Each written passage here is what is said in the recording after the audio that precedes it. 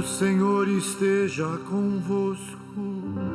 Ele está no meio de nós. Proclamação do Evangelho de nosso Senhor Jesus Cristo, segundo João. Glória a vós, Senhor. Estava próxima a Páscoa dos judeus. Jesus subiu a Jerusalém. No templo encontrou os vendedores de bois, ovelhas e pombas, e os cambistas que estavam aí sentados. Fez então um chicote de cordas, expulsou todos do templo, junto com as ovelhas e os bois, espalhou as moedas e derrubou das mesas dos cambistas. E disse aos que vendiam pombas: tirai isto daqui. Não façais da casa de meu pai uma casa de comércio. Seus discípulos lembraram-se mais tarde que a Escritura diz: o zelo por tua casa me consumirá. Então os judeus perguntaram a Jesus: que sinal nos mostras para agir assim? Ele respondeu: destruir esse templo, em 3 dias o levantarei. Os judeus disseram: 46 anos foram precisos para a construção deste santuário, e tu levantarás em 3 dias. Mas Jesus estava falando do templo do seu corpo. Quando Jesus ressuscitou, os discípulos lembraram-se do que ele tinha dito e acreditaram na Escritura e na palavra dele. Palavra da salvação. Glória a vós, Senhor.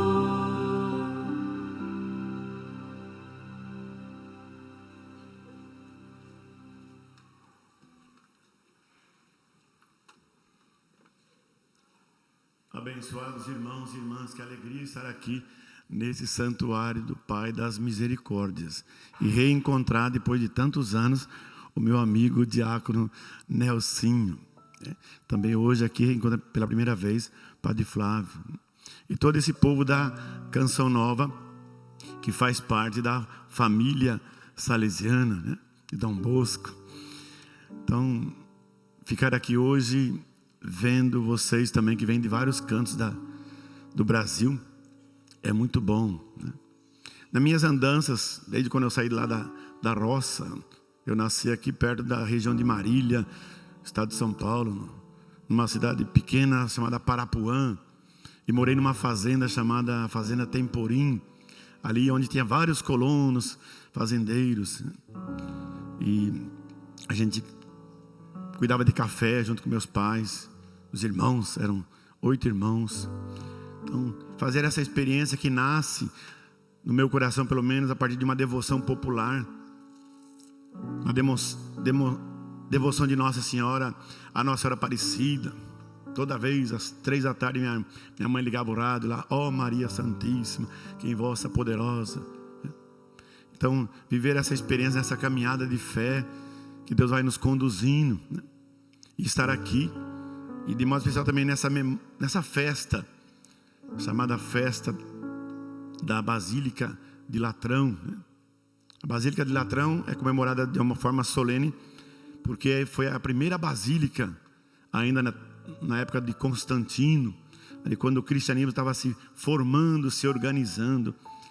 E a partir dessa basílica, então, tem todas as referências para o surgimento de outras basílicas e santuários, né? E começo contando um pequeno poema para recordar um pouco essa linguagem camponesa, popular, que é o encontro de 2 caboclos. Podia colocar eu e o diácono Nelson conversando sobre a questão do ver Deus, né? E um caboclo chegou perto do outro e começou a conversar, e um falou para o outro assim: ô Zé, você já viu Deus? Ué, sim, compadre, que já vi. Ué, mas anssim com os olhos seus? com tudo, compadre, para não mentir. E onde você vê Deus, compadre? Eu vejo Deus, meu compadre, no sorriso das crianças, no piá da siriema, no barqueiro quando rema, na incerteza e na esperança. Eu vejo Deus, meu compadre, na solidez das montanhas, na imensidão dos mares, na teia de uma aranha e nos frutos dos pomares. Compadre, eu vejo Deus nos trilhos da formiguinha, até no laço que meu boi amaro, na rolinha que se aninha. Vejo Deus, meu compadre, em todo canto da terra. Não tenha medo ou tensão, na desgraça ou na guerra, tendo Deus no coração. E eu vejo Deus, minha gente, na noite, na manhã. E hoje eu vejo Deus aqui presente, em cada irmão, em cada irmã, que se dispôs a sair de casa para fazer essa caminhada, para dizer, né? Deixei minha família, ou trouxe minha família junto, para ir se encontrar com outra família. Abandonei ou deixei por um instante meu espaço de fé, para eu encontrar com outro que tem a mesma fé. Você sabe que eu passei 2 anos lá no Japão. E lá no Japão eu fiz uma experiência muito interessante, né? Porque a gente acha, na roça, o pai falava assim: filho, não cava muito buraco fundo não, porque senão você vai pegar a cabeça de um japonês lá embaixo, né? Porque dava a entender que o Japão ficava do outro lado. Mas no Japão, uma experiência bonita que eu fiz era essa, que chegando ali, a gente pensava que ia encontrar um monte de japoneses, e de fato encontrava. Entrava no trem, parecia que era todo mundo igual, né? Porque é tudo... Nossa, o que eu estou fazendo aqui? Mas enfim, depois de uma celebração da missa, em que o povo vinha cumprimentar a gente, parecia que a gente era já irmão. Seu padre, que bom que o senhor veio. O padre Riga foi para o Brasil, que ele que estava lá fazendo a missão em nome dos salesianos e dos brasileiros e dos estrangeiros. Que bom que o senhor veio, né? Eu falava assim: que bom que eu estou aqui, porque de fato, então, viver essa experiência de igreja, onde a gente pode dizer que a igreja de fato é a mesma, né? Só muda de endereço. O que vai fazer eu voltar a ser melhor quando eu me retornar de onde eu vim, né? Vai fazer eu ser melhor porque eu vou voltar daqui melhor, mais motivado. Eu encontrei outros que também estão professando a minha fé. Não é aquela mesma pessoa que está ali o dia inteiro, né? Às vezes até me incomodando. Eu encontrei outra pessoa que mostrou outra forma de viver a minha igreja e assim por diante. E aqui queria trazer então o tema ligado com as leituras de hoje, que é o tema do templo, ou da basílica, ou do santuário. Mas é o tema do espaço físico do encontro com Deus.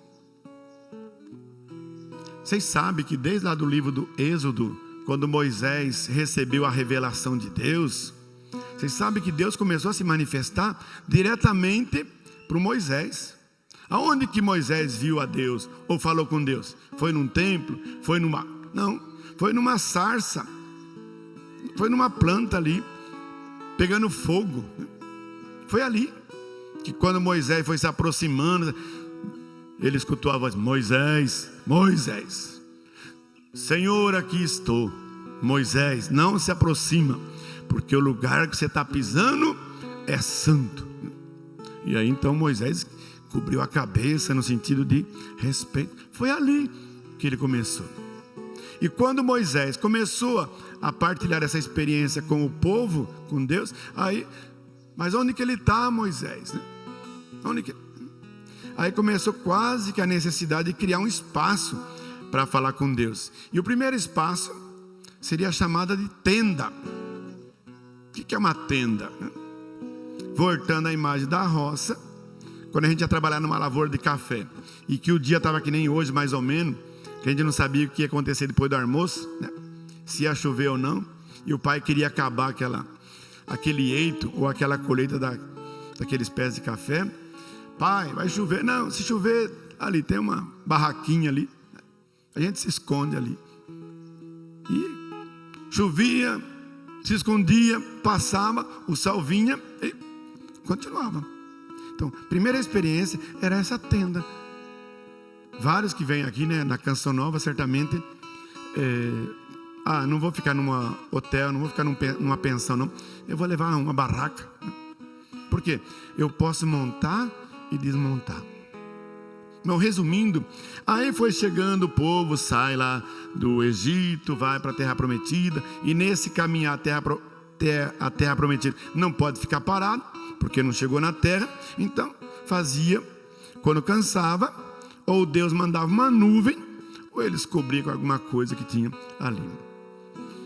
Criaram a arca, para dizer agora Deus está na arca, a arca da aliança. E aí depois vai fazendo, até entrar na Terra Prometida. Esse povo se transforma, ou um povo que tinha Deus como Senhor, a Ele servir, escolhe ter uma forma de governo, a monarquia, que para viver essa monarquia então tinha que ter um rei, escolhe o rei Saul. O Davi, então, fez lá para ele, o Davi, um palácio, né, porque ele era o rei, importante. E o Davi então, né, humildemente, começa a se questionar: mas como que eu, o rei, né, fiz um palácio para mim, como é que eu vou deixar meu Deus sem uma coisa maior do que essa? Aí começa a surgir uma necessidade de pensar na construção de alguma coisa. Aí Deus fala assim: ô Davi, você não está vendo toda essa construção desse universo que eu fiz? Você agora quer me colocar dentro de uma construção, Davi? E até Deus falou assim: tá bom. O profeta Natan que foi falar isso para o Davi. Mas enfim, Deus vai concedendo. O Davi não constrói, fica no sonho, mas o Salomão é que vai construir o templo. E aí Salomão faz a oração, aquela coisa toda, né, consagrando: Senhor, que todos aqueles que aqui entrarem saiam iluminados pela tua presença. Então esse templo no princípio era um lugar da oração, né? Muito bem, só que quando a monarquia se institui, passa um rei, vem outro rei, cada um do jeito de fazer, e perdendo às vezes força, e cria divisão. Já não tem mais um templo, tem um templo aqui, o outro rei quer fazer um templo lá. E resumindo, aí vem um imperador mais forte de outra nação e destrói o templo. E o povo então começa a refletir: ficamos sem nada, estamos abandonados, né?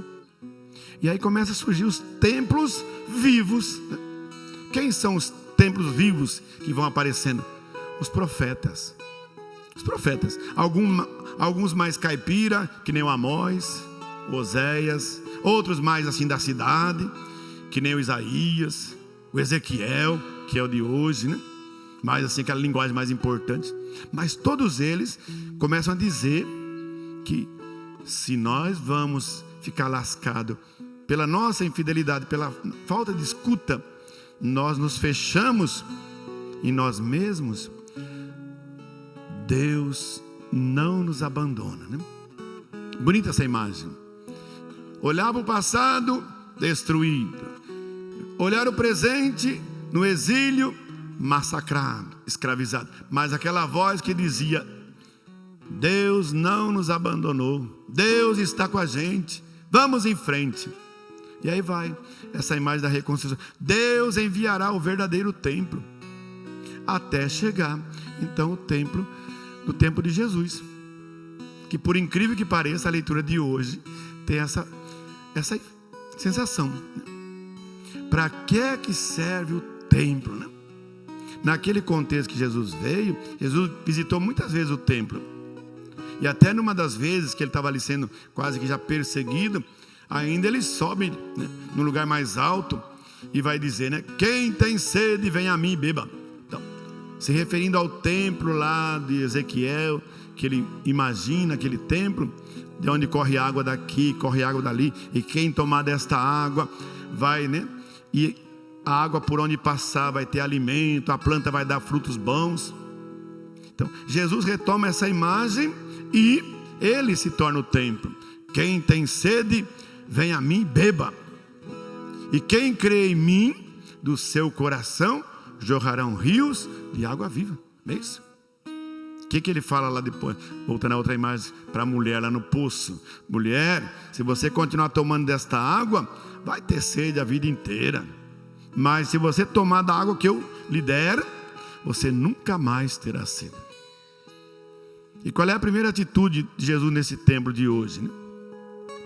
Porque ele entrou também outras vezes lá, quando ele tinha 12 anos, ele entrou no templo, foi sendo oferecido ao Pai.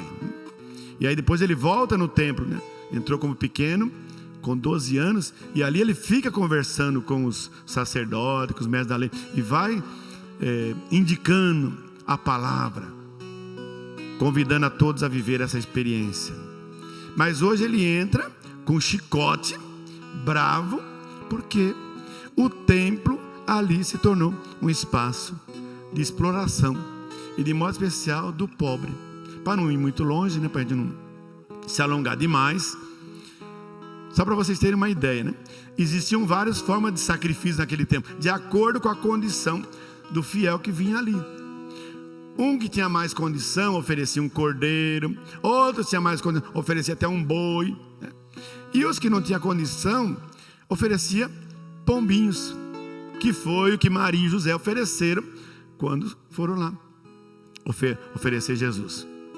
Mas o interessante é que a pombinha e o pombinho, que hoje em dia nem se pensa mais em fazer esse sacrifício, né, desses animais, eles não eram trazidos pelo fiel, pelo devoto. Eles eram vendidos ali na frente, né? E você não podia comprar com o dinheirinho que você ganhou suado lá na Galileia, lá na região, sei lá, onde você quiser imaginar. Você não podia comprar, você tinha que trazer aquele dinheirinho seu, que valia alguma coisa. Mas quando você ali, o cambista, você ia trocar lá, sei lá, R$1 por um euro, $1, pronto, seu dinheiro já desvalorizou. E aí então, na hora que você ia comprar o pombinho, você não comprava nenhum pequenininho. E o pior não era isso não, que esses animais, eles iam lá para dentro do templo, porque a pessoa oferecia, comprava, chegava lá para a pessoa fiel, sei lá, o sacerdote ou o levita, que ofereceu o sacrifício. Esse pombinho, às vezes, passava pela gaiola ali várias vezes, porque também tinha essa, a tarde que nós falamos de fraude, eles não faziam o sacrifício, não, vamos ganhar mais em cima desse pombinho. E então, como é que Jesus, como é que Deus poderia, né, suportar um lugar que foi construído lá com o Davi, com Salomão, para dizer, daquele espaço da tenda, onde Moisés falava com Deus face a face, como é que Jesus poderia viver num espaço desse? Então, aí ele lança, né, destruição desse templo, e aí nós vemos então a segunda leitura. Com a ressurreição de Jesus, pouco a pouco os cristãos foram tomando consciência. Jesus ressuscitado vai se fazendo presente, de modo especial naqueles que testemunharam a sua ressurreição visivelmente, e depois Jesus ressuscitado vai se fazendo presente também, onde as comunidades vão reunindo, né? Então a comunidade, vendo aquela imagem de que Jesus, ele rechaça aquele templo enquanto lugar que não estava mais sendo lugar de comunhão, de justiça, de encontro, os cristãos começam a voltar para a origem, para as tendas, ou na linguagem de família, para as casas. E nas casas então eles vão partilhar o pão. Eu lembro que lá na roça, quando a minha mãe fazia pão, era uma beleza, porque minha mãe começava no dia anterior, fazia a massa, via o fermento, chegava de manhã, no dia seguinte, pegava a bolinha do pão, colocava num copo, e eu ficava ali, mãe, por que a senhora está esperando? Filho, aquela bolinha vai subir, enquanto não subir, a gente não pode amassar o pão, né? Aí subia, aí vinha a minha parte, ou dos outros irmãos, né? Que era ajudar a mãe a cilindrar o pão, né? até o pão ficar pronto, né? Que era a parte da tarde, já acendi o forno. Aí pelas 3, 4 horas da tarde, aí minha mãe falou assim: filho, o pão já está pronto. Mãe, vamos comer. Não, pega esse pão aqui, leva lá para Dona Maria, leva lá. Ou seja, aquele dia amassando, vendo o fermento e a vida, esse pão. E essa vida cristã, né? E eles partilhavam o pão pelas casas, viviam fiéis na oração e na fração do pão, na comunhão. Por isso que a palavra hoje na segunda leitura, que nós fizemos questão também de fazer, né? Que poderia ser uma ou outra, é esse sentido. Quando nós partilhamos da palavra, a palavra vai nos unindo, vai esquentando o nosso coração. Quando nós fazemos essa palavra se tornar vida, esse coração, quando a palavra vai se tornar presença no altar, na forma de vinho e de pão. Mas aí vai se dando o quê? A transubstanciação, pela nossa oração, pela nossa comunhão.